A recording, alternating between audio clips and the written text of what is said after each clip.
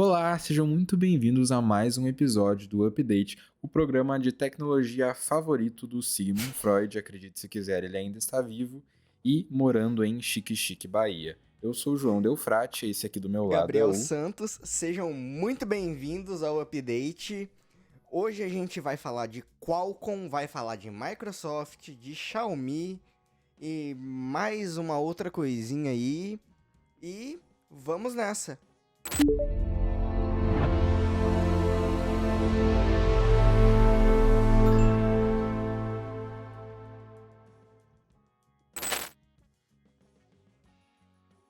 Bom, senhoras e senhores, vamos começar esse episódio de hoje falando da Qualcomm, que acabou de anunciar o Snapdragon 8 Elite Gen 5 e também o novo Snapdragon X2 Elite, que é o chip deles para computador. Primeiro vamos falar um pouco do 8 Elite Gen 5 e depois a gente fala do chip para computador.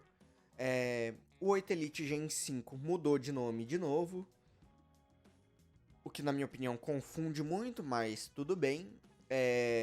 A Qualcomm está prometendo até 20% mais desempenho e 35% mais eficiência e recursos avançados de inteligência artificial. Com a matéria aqui do Tecnoblog, vamos dar uma olhada e conversar um pouquinho sobre esse chip.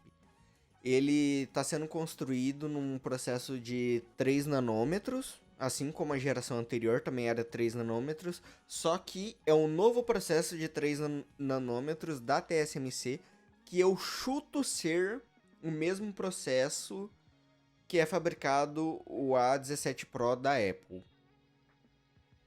E o anúncio foi feito no Snapdragon Summit. E tá falando aqui que a MediaTek anunciou na segunda-feira o Dimensity 9500. Sinceramente, eu tenho muito preconceito com os chips da MediaTek. Eu não consigo gostar, mas tudo bem. E a questão... Que eles tiveram um histórico muito ruim, né? Isso. Os primeiros chips eram horríveis, mas agora tem os chips ditos gamers aí que parecem A ser... Samsung tá equipando os tablets deles com MediaTek, né? O S11 e tal. Só que eu pessoalmente não gosto. Tanto é que teve uma amiga minha aqui que foi comprar um tablet da Samsung e daí ela queria um tablet da linha FE. Tranquilo. São ótimos tablets. E daí eu peguei e falei, não pega porque é MediaTek. Daí eu fui ler, os da linha FE não são MediaTek, são Exynos. Que é um pouco menos pior, na minha opinião. Mas, tipo assim, é preconceito meu, gente. Então, dizem que esses chips novos da MediaTek são muito eficientes. Mas o papo aqui agora é este menino aqui, o 8 Elite Gen É 5. Snapdragon.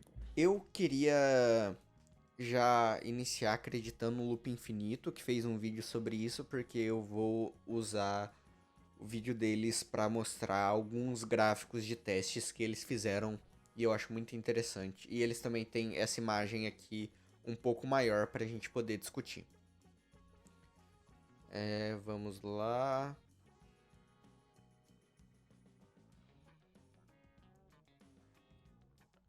Menino Will Marchiori. Aqui, ó. Snapdragon 8 Elite Gen 5.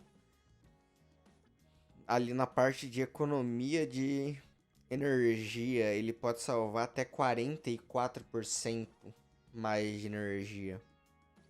Ou seja, este desempenho está espetacular. E lembrando que esse chip ele não tem núcleos de eficiência, como a gente costuma ver nos processadores geralmente. Ele tem núcleo de eficiência e performance, não. Os Snapdragon 8 Elite, eles têm performance e mais performance. E eles falam de Ray Tracing, só que sinceramente, ninguém usa Ray Tracing em um smartphone. Eu não consigo achar um jogo que utilize isso. Bom, eu não consigo achar um smartphone que use Ray Tracing. Aqui eles falam de Unreal Engine e outras engines que usam. Ele tem uma GPU Orion, que é melhor do que as Crews que a gente via antigamente nos Snapdragons e via até hoje nos Snapdragons, não de entrada, o restante da linha Snapdragon, né? O Gen 4, que é o antigo 400, Gen 7, todos usam GPU Crew, mas o 8 Elite usa a GPU Orion, que é que vem da linha de computadores, que é o Snapdragon X, que esse sim eu acho interessante e já já a gente vai falar deles. A gente já tem lançamentos com esse chip, que estão chegando agora em novembro, mas a dona Xiaomi já saiu anunciando por aí. E já já a gente vai debater sobre esses lançamentos da Xiaomi, que pularam uma geração. Mas no mais é isso. Eu espero do fundo do meu coração, porque a Qualcomm tem uma parceria com a Samsung. Eu espero que no ano que vem toda a linha S volte a ter Snapdragon. Porque a gente tem Snapdragon só nos Ultras. Mas eu queria que voltasse a ter Snapdragon em tudo, porque na minha opinião ficaria mais parelho com a Apple. Não sei se você concorda, João. Porque, tipo assim, Concordo até porque agora, ainda mais a Samsung usando tanta tecnologia de IA embarcada dentro da interface aham. dela, usando o mesmo chip ali, a mesma linha de chips, com o mesmo formato ali das NPUs, que agora esses processadores cada vez têm mais e trabalham melhor a IA ali dentro, eu acho que você consegue ter uma consistência melhor na linha, né? Sim, sim. E daí eles também falaram de um outro chip, sem ser um 8 Elite Gen 5, eles falaram de um 8 Gen 5 e falaram que em breve trariam novidades sobre esse chip. Então a gente não tem specs, não tem nada sobre esse chip. Mas na minha opinião podia ser tipo assim, ó, o Galaxy Ultra com 8 Elite, o Plus não, o normal e o Edge com o 8 Gen 5, que seja. Ficaria mais ou menos igual a Apple. É. E lembrando também que a Samsung às vezes dá aquelas de que o mesmo smartphone, dependendo da região que ele é lançado, ele usa um processador diferente. É, mas isso aí tem um tempinho que não acontece. Não acontece Não, mais? não. E eu queria só trazer aqui alguns números de desempenho que o Loop pôde fazer. Tá mais lá Que o pro meio. Loop pôde fazer porque eles foram. Aqui, ó. Eles foram no evento e lá eles tiveram acesso a mockups, celulares de desenvolvimento mesmo da Qualcomm e puderam fazer esses testes. Fizeram aqui o teste do Geekbench. A gente pode ver que no single core ele perde pro A19 Pro. Mas é porque, na minha opinião, o single core da Apple ele é muito eficiente. Mas no multicore ele dá um espanco. Ele dá um espanco. Gigantesco. Cara, e esses resultados desse A19 Pro aqui tá. Esse A19 Pro da Apple tá melhor do que o que a gente tem aqui no update, João. Porque eu acho que nos nossos testes do Geekbench o A19 Pro não tirou tudo isso, não. Talvez tenha sido um Pro Max. Porque eu fiz no Pro. Enfim, em breve, resultados. Talvez maior tamanho e Em participação. breve, benchmarks dos novos chips da Apple no review do iPhone Air. E eu creio que por enquanto é isso aqui, ó. a terceira geração da Orion... Ah, não. Orion é a CPU. Eles usam uma Adreno diferente. Eu tô confundindo as bolas, gente. Perdão. Mas 20% a mais no single core, 32% no web browsing, que no caso eu acho que o web browsing que eles chamam é tudo que a gente faz no dia a dia, como redes sociais, essas coisas, fica tudo mais ou menos na mesma. E 17% a mais no multicore. Eu acho que a gente já chegou num ponto que as atualizações são incrementais, porque eu acho que você com um Galaxy S23 ou um iPhone 15 Pro, que são celulares de 2 anos atrás, ainda conseguiria rodar tudo o que tem hoje, sem travamento e sem engasgos. Não é à toa que as comparações da Apple são sempre com processadores mais antigos. Isso. Né? E aqui, ó, a GPU ela tem 23% de performance a mais do que a geração anterior e 20% a mais de de eficiência. O que é bom. Sempre ter bateria é bom. Chega até 1.2 GHz. Os três aqui, ó, chegam até 1.2. E eu acho que é isso. Ah, tá. Isso daqui é legal. Isso daqui é legal.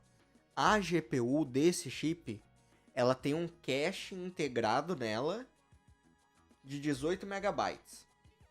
Porque, tipo assim, o smartphone ele tem a RAM e o processador vai usar essa RAM e ele vai distribuir para GPU, para CPU.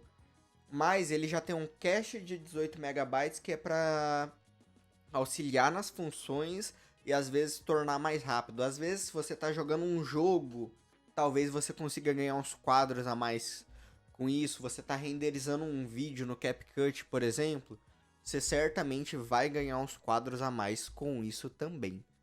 Agora, João, o que eu quero falar... Deixa eu ver. Tá, isso aqui é...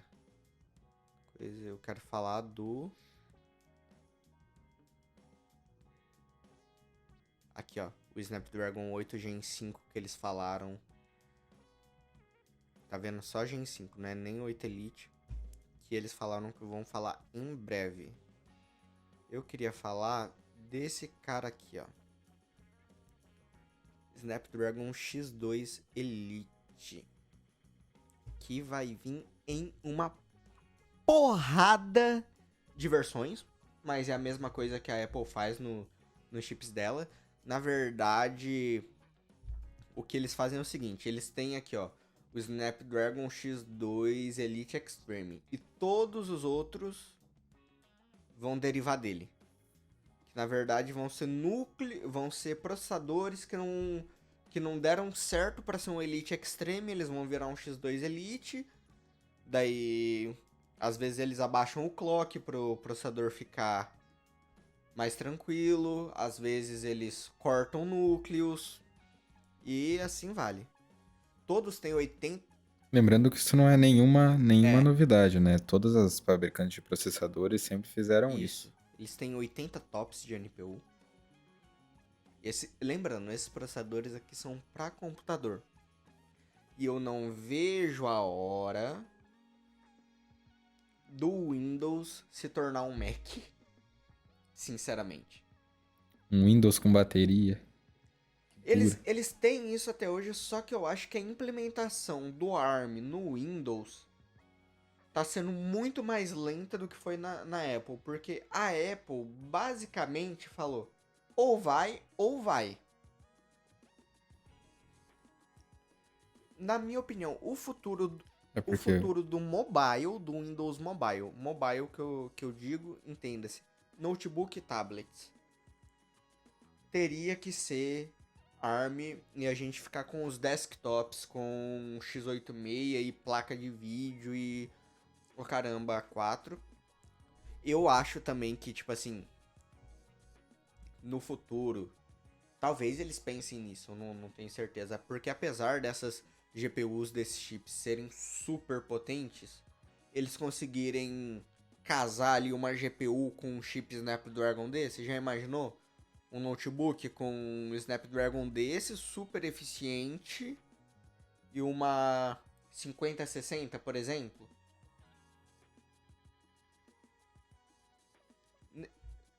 Seria o melhor dos mundos, né? Agora, o gargalo que a gente tem no Windows é isso, porque você tem muitas fabricantes produzindo e elas que decidem o chip que elas vão usar ali.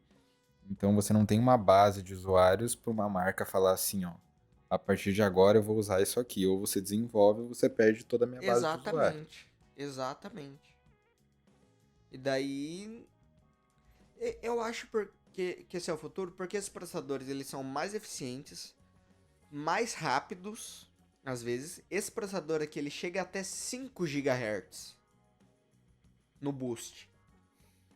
É um processador ARM que chega a 5 GHz. Isso é muita coisa. E eu penso assim, eu já pensou um. Eu fico imaginando, porque eu tive um Galaxy Book. Um Galaxy Book Ultra. Eu tive um Galaxy Book 3 Ultra. Que eu fiz uma troca recentemente. Porque o meu era com a 4050. Eu fiz uma troca com um amigo por um notebook gamer com uma 4060. E eu não gosto de notebook gamer. E às vezes é bom você ter um computador com uma placa de vídeo para poder editar. Então eu fico imaginando você poder ter um computador com Windows que você consegue jogar, editar e ser leve, sem ter gargalo.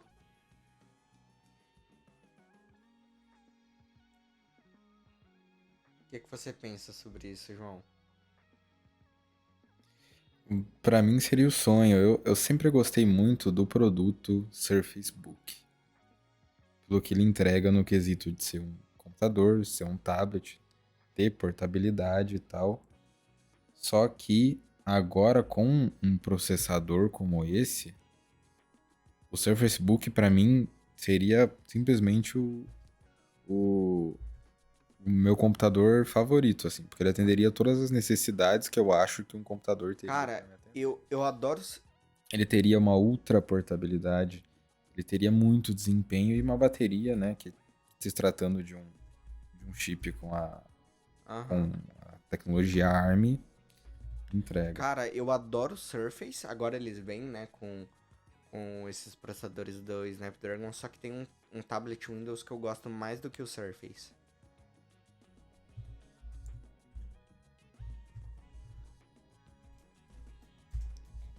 Ele é tipo o meu alvo. Ah, Esse das... cara aqui. Ele é mais grosso que o Surface. Só que o que esse cara entrega. E ele já vem num kit completo. O Surface não. Eu acho que, tipo assim, ele é um custo-benefício. E daí a gente precisa falar disso aqui, né? Porque ele é da linha ProArt. Então a tela ProArt. dele para você corrigir cor é coisa de louco. Tela de 13 polegadas, aqui ó, Snapdragon X Plus, eles vão atualizar isso agora que a Qualcomm tá anunciando. Câmera em tablet ninguém liga. E é isso. Eu só fico imaginando agora com esse processador mais eficiente, com o X2 Elite mais eficientes, eles possam diminuir mais ainda a espessura. E daí, consequentemente, vai ficar mais leve, mais portátil. E talvez as pessoas comecem a mudar, porque, na minha opinião, o melhor tablet que existe é o iPad. Depois disso, você passa para um Galaxy Tab Mas daí você tem as limitações do Android. Não é por conta do tablet, é por conta do Android em si. No Surface você tem basicamente a portabilidade perfeita, só que tem uma ventoinha. E daí incomoda. É isso. É. Bom, Portabilidade com desempenho muito bem equilibrado. exatamente. Vamos passar pro próximo tema. Bom, e agora depois de um lançamento de iPhone para ter guerra de fanboy no Twitter, a Xiaomi chega com os dois pés no peito lançando a série do Xiaomi 17. E a gente vai acompanhar agora todas as especificações que vocês gostam com o nosso amigo Gabriel E aqui. eles pularam, observação, eles pularam a linha 16, porque tava no Xiaomi 15. Eles pularam direto pro Xiaomi 17 e Com um design com um bem... design bem controverso. Deixa eu ver se eu acho uma foto aqui do 17 Pro Max. Só pra... Faltou a cor laranja, né? Não fala dessa cor não, pelo amor de Deus. Aqui, ó. Aqui, ó, gente. O laranjão. Tá aqui. Daqui uns dias eu começo a usar, daí eu passo pra vocês. Minhas impressões. O meu não sofreu nenhum arranhão, mas também saiu da caixa e foi pra case. Bom, eles lançaram... E nem caiu no pé do Tim Cook. Ele foi lançado com esse design. Não preciso dizer nada. Não preciso dizer nada. E antes da gente falar das especificações, porque as especificações desses aparelhos são excelentes. São maravilhosas. São muito boas. Mas pra quê? Pra quê, Xiaomi? Só que eles fizeram um uso mais inteligente, na minha opinião. Pelo menos no Pro e no Pro Max. Eles colocaram uma telinha aqui que eu acho que é bem útil pra você poder usar a câmera traseira como frontal, né? Selfie. Só que... Pra que isso? Pra que isso, dona Xiaomi? Eu acho que a Xiaomi, assim, ela começou como uma marca que fazia produtos baratos, bem inspirados na Apple. Bem inspirados na Apple. E depois só que eram produtos bons. E depois ela foi ganhando público, ela foi criando a própria identidade dela. Tanto é que Xiaomi 15 Ultra, por um bom tempo, esse daqui era o 15 Ultra, ele tinha um design próprio dele, uma identidade própria dele. Cá entre nós, Muito bonito, inclusive. lindíssimo. Aqui, ó. Daí eles foram lá, mudaram completamente a identidade visual. Eu não consigo entender isso. É igual quando eles lançaram, foi na época de iPhone 7 Plus, iPhone 8, eles lançaram a linha Xiaomi Mi A1, Mi A1, que era o celular com o Android mais puro possível, mas ele parecia muito com um iPhone 7. Xiaomi Mi A1. Gente do céu.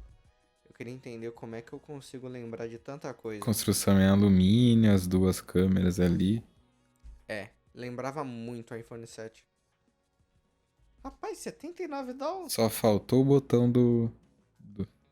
Fazer um videozinho usando um trem desse aqui por... Não, gente, sinceramente, esse tipo de vídeo não vai rolar, tá? Desse aparelho antigo, não. Assim, não dá. Mas, olha aqui, ó.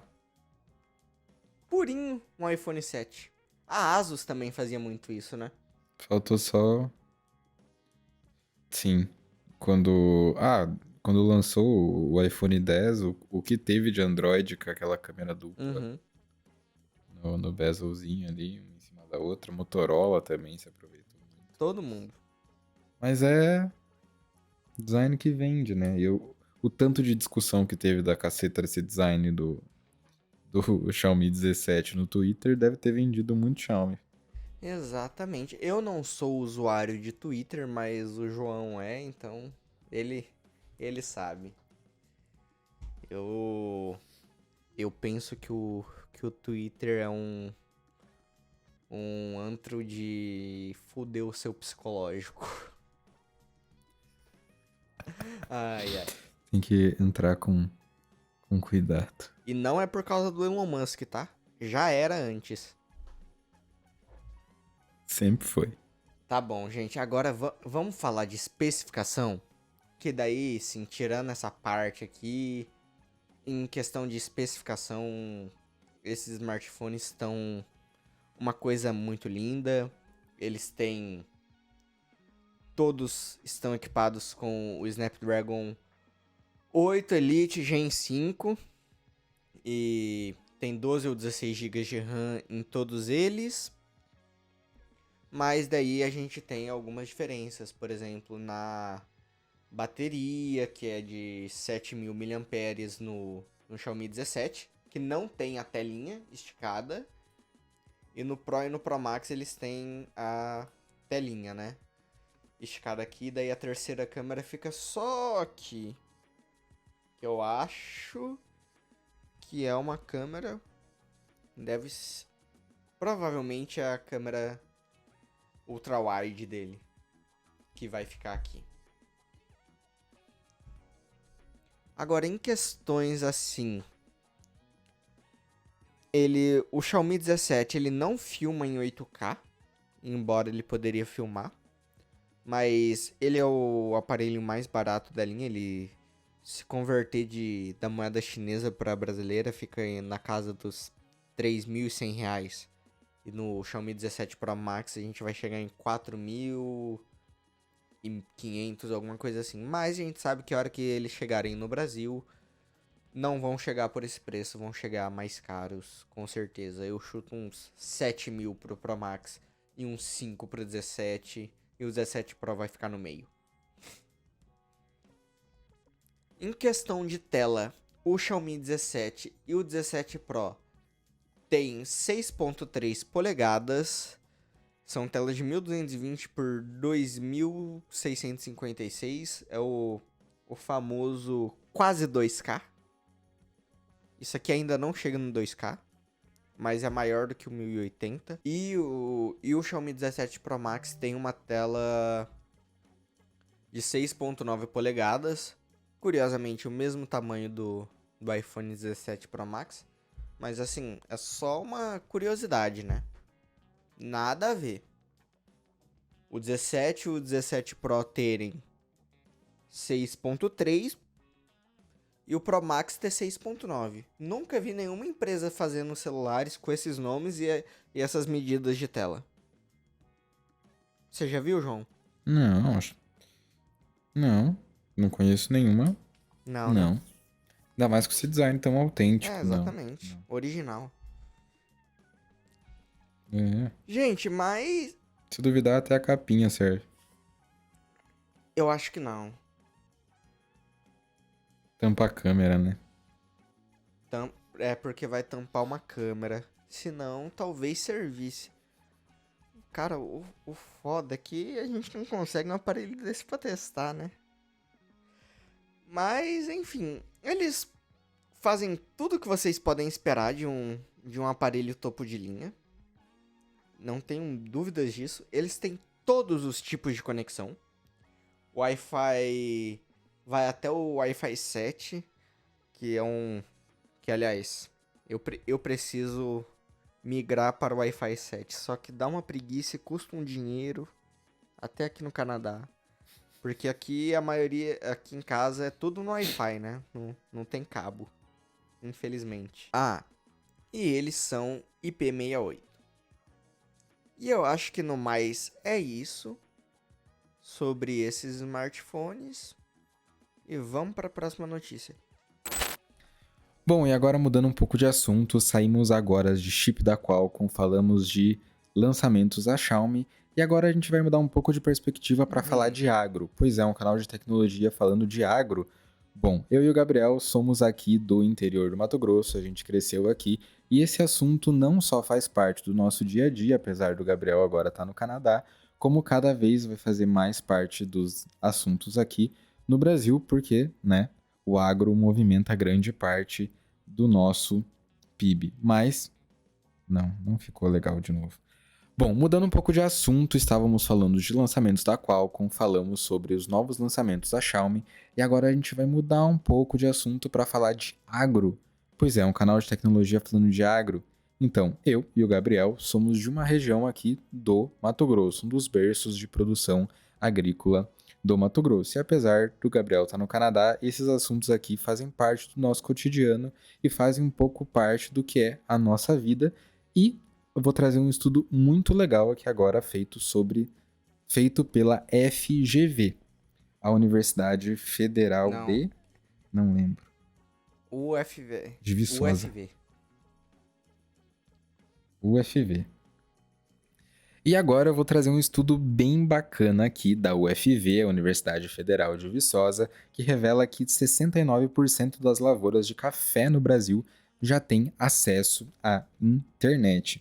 Aqui na matéria fala a conectividade avança no campo, já alcançando 69% das áreas cultivares de café no Brasil. Segundo o levantamento inédito feito pela Conectar Agro, em parceria com a FGV, esse estudo cruzou alguns dados de cobertura digital nessa região. E por que isso é importante? O Brasil é um grande produtor de café e cada vez mais a gente precisa melhorar a nossa tecnologia de produção para melhorar a competitividade da nossa produção para exportação. Então, quanto mais tempo passa, mais as tecnologias avançam no mundo do agro e mais a gente precisa estar inserido digitalmente nessas áreas produtivas, o que é um desafio muito difícil, até porque a nossa área de extensão é muito grande, o Brasil é gigantesco, é um dos maiores países, né, do nosso planeta, e isso dificulta muito a conectividade para que a gente tenha acesso a esse tipo de tecnologia em todos os lugares. Isso facilita muita coisa, desde softwares de gestão até tecnologias no próprio plantio e colheita desse tipo de cultivar. Exatamente. Então, a gente fica muito feliz com essa notícia. Tem alguma coisa a falar? Exatamente, João. Esse estudo aqui é muito interessante. Como você disse, eu cresci no interior do Mato Grosso, minha família até hoje é daí e diariamente eu ouço falar disso, eu gerencio a parte do marketing de uma empresa do agro também. E, além do mais, eu sou barista. Barista é o especialista na arte de fazer café. E o Brasil é o maior produtor de café mundial. E muitos dos grãos especiais que a gente vê espalhados pelo mundo saem do Brasil. E ter essa conectividade é importante para que se possa monitorar, melhorar a qualidade. Com conectividade 5G, você pode instalar sensores em plantas para fazer o controle. E você vai ter a informação direta, sem precisar que um agrônomo ou então o produtor vá lá fazer essa verificação, o que torna o cultivo mais caro, às vezes mais dificultoso. Então, isso ajuda muito, ajuda a melhorar a qualidade do café brasileiro para que a gente possa crescer cada vez mais e aumentar a nossa qualidade. Muito bacana. Aproveitando, Gabriel, que a gente está falando de agro, me veio um dado aqui na cabeça. E essa tecnologia ela não só é importante para o crescimento e para a melhora de qualidade, mas também pela mudança de rumo que o agro vem tomando recentemente. Eu sei que esse assunto às vezes pode fugir muito da perspectiva de vocês, mas o agro hoje ele usa muitos produtos que são químicos e agrotóxicos na sua produção. Mas de um tempo para cá, a gente foi melhorando algumas tecnologias que a gente chama de agricultura regenerativa, que permitem que a gente tenha um custo menor e um impacto menor diretamente na. na... Sumiu a palavra da minha cabeça. No solo? Que a gente tenha um impacto menor no solo, que a gente não degrade tanto ele. Dessa forma, a gente melhora, né, a nossa ligação com o meio ambiente e melhora ainda mais a nossa produção, trazendo mais qualidade para aquilo que a gente produz, se adequando a milhares de especificações que os importadores desses produtos cada vez mais colocam sobre os nossos commodities, conseguindo ter mais lucratividade com elas. Então, quanto mais conectividade, mais a gente vai ter uma commodity de melhor qualidade e ainda assim conseguindo preservar o ambiente da melhor Para as forma nossas possível. futuras gerações ainda. Bom, pessoal, eu espero que vocês tenham gostado desse novo bloco de notícias sobre o agro que a gente está tentando introduzir aqui, porque faz parte da nossa cultura, de onde a gente vem, e também com isso a gente quer trazer informação para vocês sobre um dos setores mais importantes da nossa economia, né? E como a tecnologia auxilia a melhorar as coisas nesse setor, a tornar tudo mais eficiente e principalmente a tornar tudo isso mais sustentável, tanto para os produtores quanto para o meio ambiente, que a gente sabe que é muito importante. Perfeito. Lembrando que a tecnologia não está só nos gadgets que você utiliza no seu dia a dia, ela está desde uma produção agrícola até desde a produção de uma commodity até a industrialização dela. Então, a gente vai sempre tentar trazer esses assuntos aqui para discutir junto com vocês. Exatamente. Bom, gente, agora vamos para o nosso último bloco. Aqui uma notícia mais cômica, mais para entreter mesmo. Desenvolvedores entediados acidentalmente transformam o refrigerador de água em uma cervejaria pirata. E aí, João? Pois é, recentemente saiu uma matéria aqui no The Register contando um caso de um desenvolvedor da área de TI, que aqui não é identificado, mas eles chamaram ele como Sherman, que por conta de algumas coisas burocráticas dentro da empresa que ele trabalhava, o seu setor ficava com bastante tempo ocioso, e tempo ocioso é perfeito para fazer merda dentro de uma empresa. E depois de uma troca de escritório por conta de um problema de ar-condicionado e de um calor que começou a surgir do nada, eles ficaram viciados em fazer limonada. E como todo profissional de TI, sempre tem que inventar alguma merda para fazer, nunca dá para fazer as coisas da forma tradicional.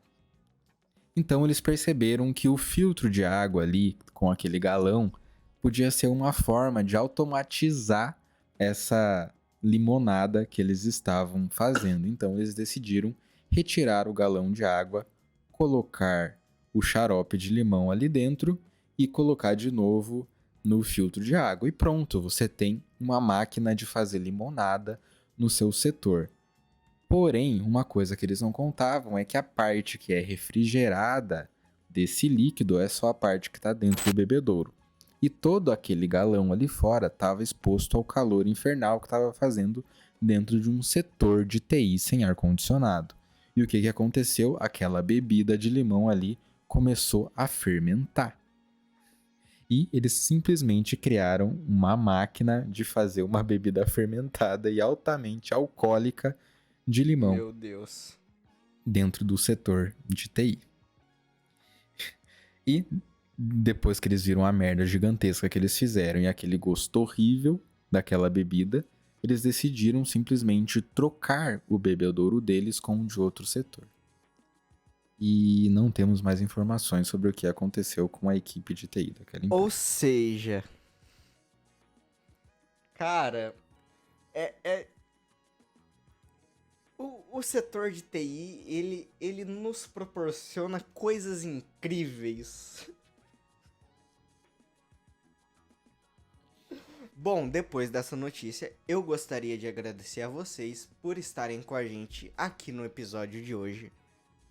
Eu peço perdão se eu dei alguma bola afora, porque eu tô meio doente, então eu tô meio avoado hoje. Enfim, se vocês gostaram desse vídeo, por favor, se inscrevam, não esqueçam de deixar o seu like, comentem aqui embaixo o que a gente pode melhorar, o que vocês estão gostando, o que vocês gostariam de ver. E é isso. Eu sou o Gabriel Santos. Eu sou o João Delfrate. E até a próxima!